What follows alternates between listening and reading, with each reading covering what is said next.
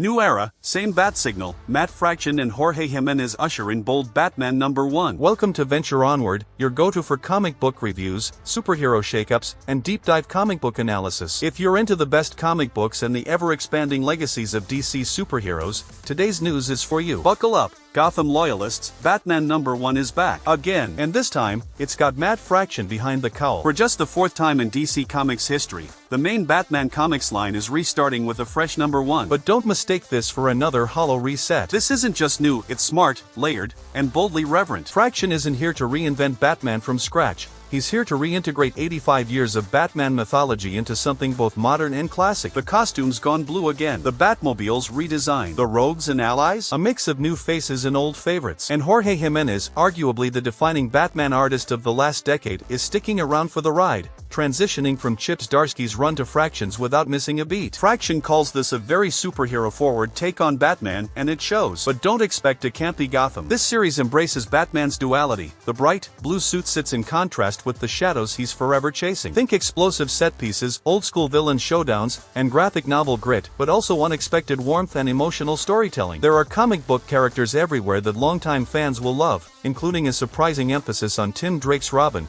who's been sorely missing from the spotlight. In a move that nods to the 1990s Batman comics by Alan Grant and Norm Breyfogle, this series balances high-flying action with grounded personal drama and even some social commentary. And yes, for those tracking your comic book history bingo card, Tim Drake is back in a big way. Here's the twist. This isn't a total continuity wipe. Fraction's run picks up on a few loose threads from Zdarsky's while pivoting in tone and focus. It's the kind of seamless shift you used to see in the 80s and 90s, where new writers didn't hit the reset button but instead kept the train moving, changing direction without derailing the whole thing. That makes Batman #1, 2025. Perfect for new readers and old heads alike. It's fresh, but not clueless. It honors what came before without being trapped by it. And that's rare. This isn't nostalgia, it's evolution. Fraction and Jiménez are pulling from every era of Batman comics, from the gothic noir of the 40s to the brooding detective work of the 2000s, and fusing it into something that feels distinctly now. Batman is a superhero, a myth, a man, and still, somehow, the most compelling character in comics. And if you're a fan of DC Comics adaptations, DCU movies,